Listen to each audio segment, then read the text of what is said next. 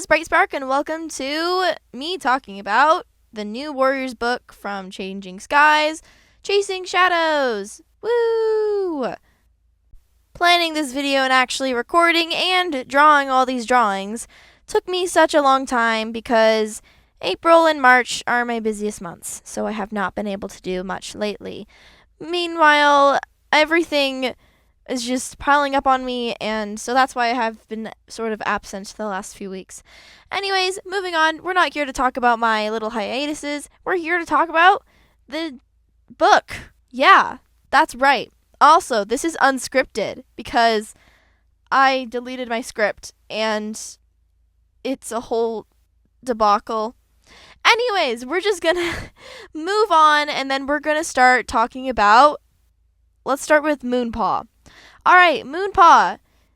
Actually, just overall, not much happens in this book. I will be totally honest. This is a filler book. This is what it's meant to be. And usually, third books are for filler. And yes, that's what this book was definitely about.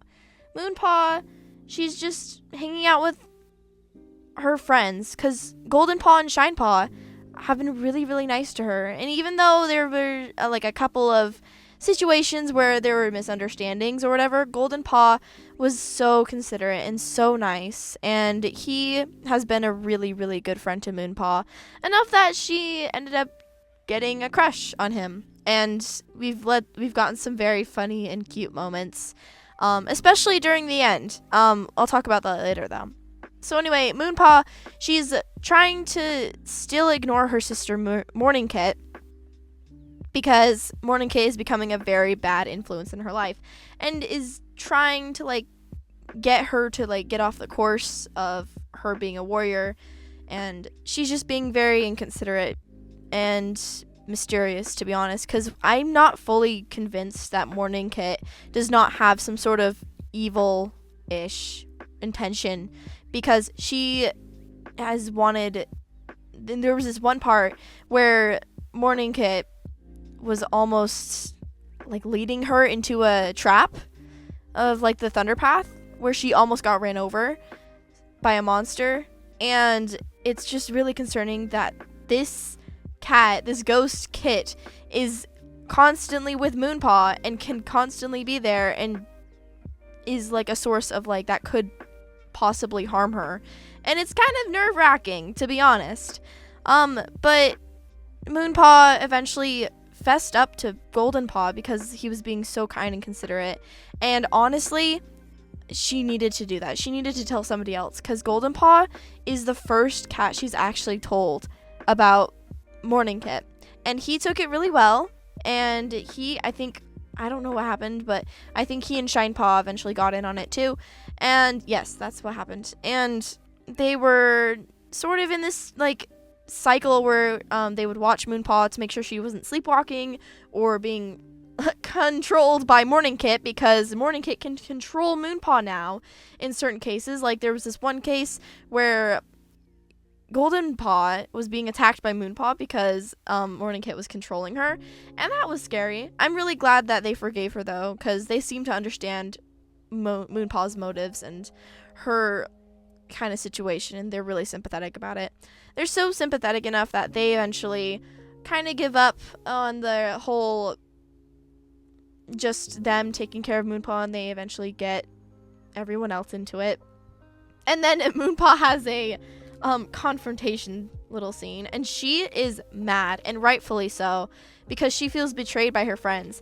And honestly, I see both sides to it. Moonpaw, these are her two friends that she's recently gotten really close with. She trusted them with this super life-shattering secret, and in her case, it seems like everyone has just left her, and Morning Kit even convinces her, or not convinces her, she tries to convince Moonpaw that, hey, these friends, look what they did. See, you don't need friends, you have me, and only me. You should only have me. And then Morning Kit just keeps nagging her.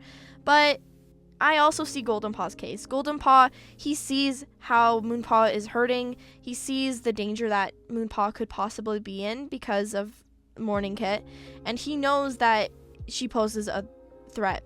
And everyone is still paranoid from broken code, so everyone is extra on nerve with all the ghosty controlling stuff.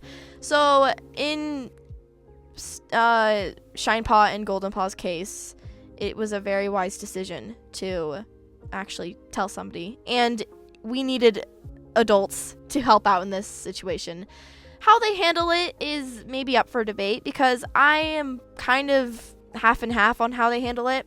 So what they do to Moonpaw is they restrict her actually like going to Brambleclaw, which is nerve-wracking kind of, because Brambleclaw, he's also one of the only cats who knows who Moonpaw like sees. He is the only one who's actually seen Morning Kit other than Moonpaw.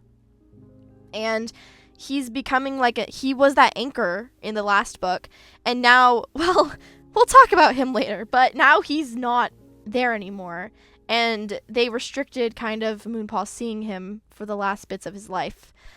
And on top of that, she has to be very kind of locked up in camp almost, but not exactly. She just has very guarded and constantly looked out for, which is kind of sad to see, but also everyone is, like I said again, everyone's still on nerve after what happened with Broken Code and Ashfur and all of that. So it's completely understandable why they would act this way. It's still maybe not the best, especially because of Moonpaw's mental state. She needs like actual care and not like this like paranoia that's been going on, especially from Tawny Pelt. I cannot stand her in this book. Like I said, Tawny Pelt, she's an alright character, and she's very, very well portrayed in this book and this whole series, to be honest, but there's a few cases where it just makes me so, like, almost, like, she's just acting like a hypocrite in certain times, and it's making me mad. And moving on, so Moonpaw eventually, she gets tormented by Morning Kit even more because she feels more isolated. She eventually does make up with Goldenpaw and Shinepaw, and that's whenever I think she first has feelings for Goldenpaw, which is really sweet because he's been such a good cat to her, and Shinepaw has been such a good friend as well. But it's gotten into her mind where she's beginning to think, nobody wants me around, nobody's gonna treat me like this, like everyone's treating me like some sort of like a prisoner almost, even though that's not quite the case.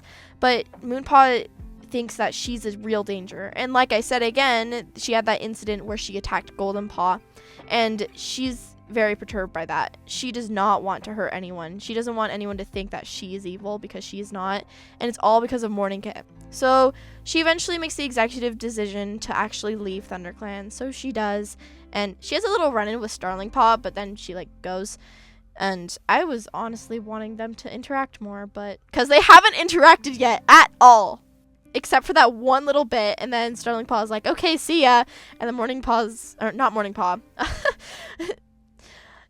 like, okay, I'll never see you again. So very sad about that. Anyways, Morning Kit, this is whenever Morning Kit does the thing with the Thunderpath where she almost not kills, but almost sets a trap.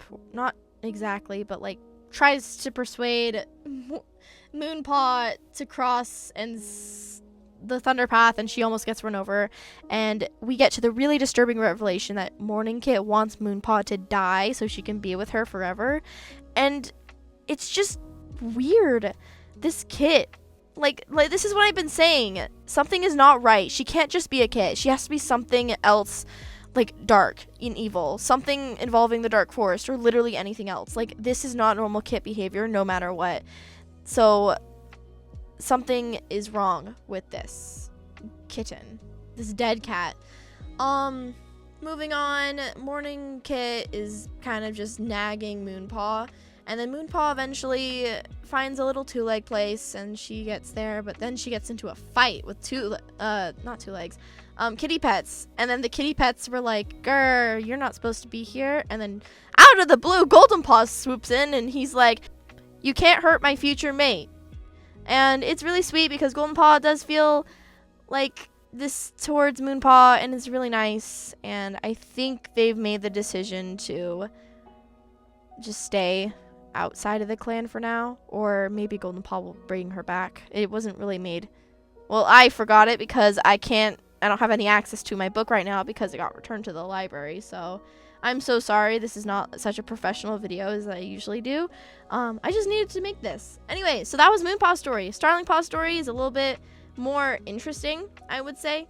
So Starling Paw, Crowfeather was hurt and almost dead last time. Turns out he's not dead. He just kind of did this weird little spirit shifty thing where his spirit would come out and be like, hey, so blah blah blah prophecy that he received.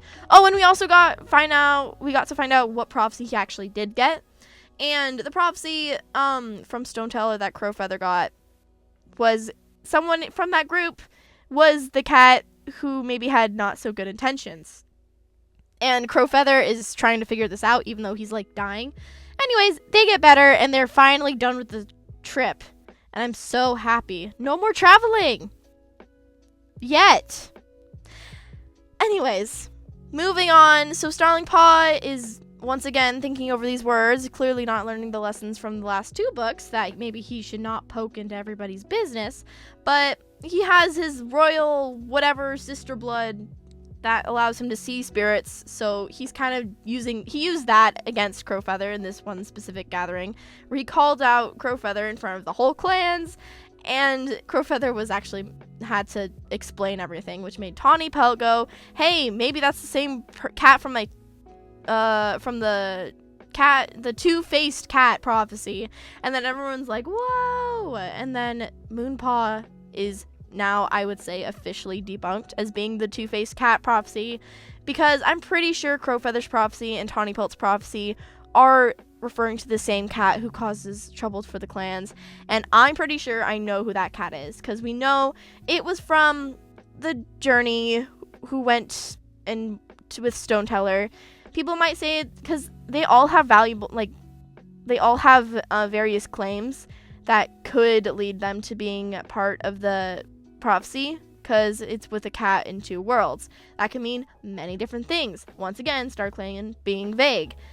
So Crowfeather has one because he had his little spirit thing with stepping out of his body, so that's literally 2 worlds.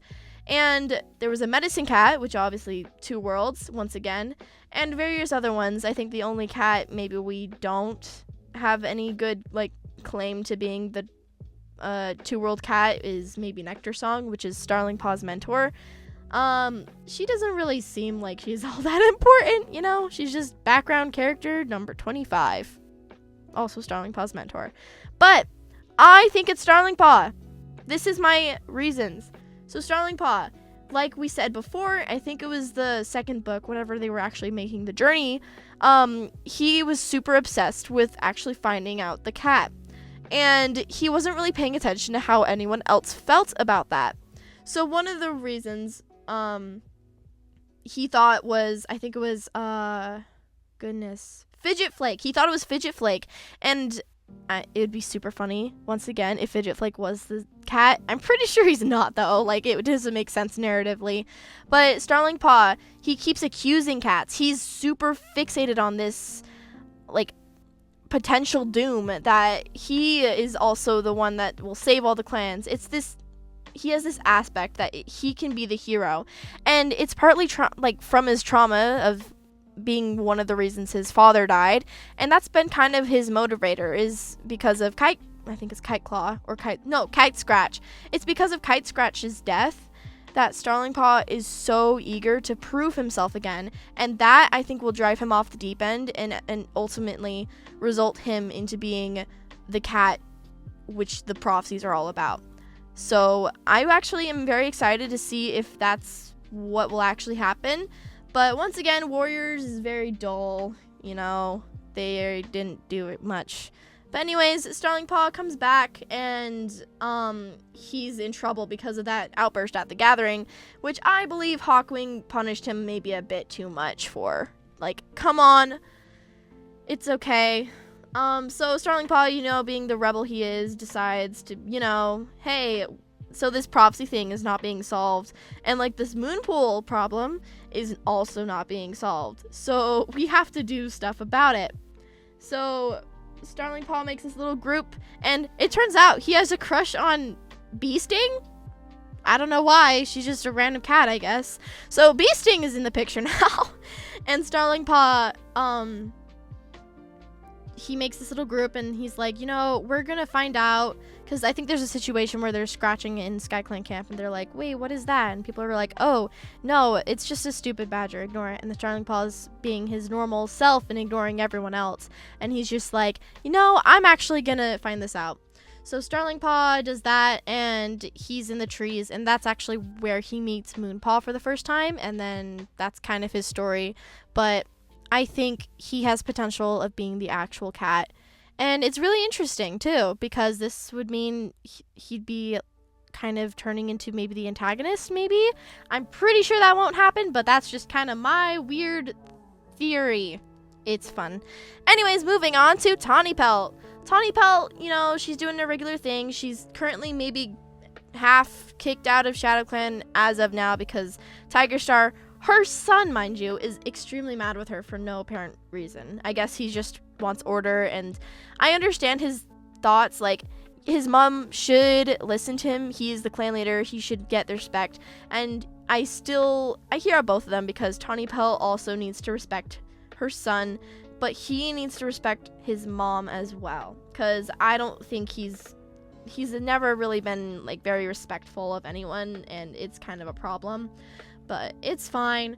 I think later in the book, Tawny Pelt, Dovewing actually goes over to Tawny Pelt in ThunderClan, because she's doing this weird little thing where she's talking to all the elders about because the prophecy said the eldest trees in the forest will help you out, and Tawny Pelt was doing all that, so she was talking to the elders and stuff like that. Anyway, Dovewing ends up telling her, hey, we forgave Birchfeather. If you remember, Birchfeather went to SkyClan and tore his family apart because Dovewing and Tigerheart hypocritically were very, very upset, even though, once again, they did the exact same thing. Anyways, so I think they accepted him finally, and then Tiger Star eventually accepted Tawny Pelt to being whatever. And then there was this fun bit where Tawny Pelt actually went back to ShadowClan, and then she's like, hey, the moon pool is probably not gonna happen, we need to talk to the elders. And then Tiger Star is like, actually no, so the moon pool, I'm pretty sure the Two Legs will leave it alone now. So there was this funny little bit where we almost got Tiger Star proven right, but no. So the moon pool is dead now, and StarClan is not there anymore, or they can't communicate that well with StarClan now. So the whole clan of the clans are in chaos, and it's kind of funny to just see it happen. So that's kind of Tawny Pelt's whole thing, is just learning that. Also, being the hypocrite she is, she's one of the main, like, kind of antagonistic force in Moonpaw's life, because she sees the Two-Face and, like, judging looks the same thing that she left, and the whole reason, like, she left for ShadowClan is kind of being portrayed really poorly, and it's really sad to see that she's being a hypocrite. And that's kind of all my thoughts on each of the characters. Once again, I'm so sorry that this wasn't more professionally done. I needed to talk about this, and I just didn't have time, didn't have the resources. Later books will be more professionally done and less rambly, because I know this one's probably a really long one. Anyways, this is Bright Spark, and I hope you enjoyed. Here are my artworks, and thank you.